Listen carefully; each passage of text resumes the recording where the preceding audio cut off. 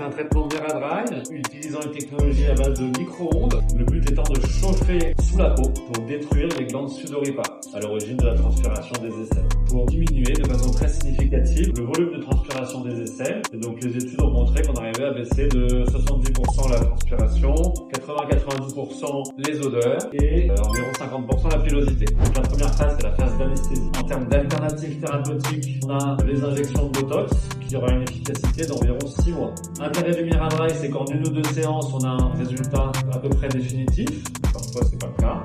On a la ionophorèse, on a déjà que c'est pas très efficace. Et au niveau des aisselles, c'est compliqué à mettre en place. Il existe un dernier traitement que je recommande pas du tout, qui s'appelle la sympathectomie chirurgicale. Donc, en pratique, pour la transpiration excessive des aisselles, c'est le Botox, les injections ou le Miradry. Là, on fait un calque. L'idée étant d'imprimer un patron sur l'aisselle. Et au final, les dégâts communis, c'est pas si simple que ça. Hop. Magnifique. On va paramétrer la machine. Voilà.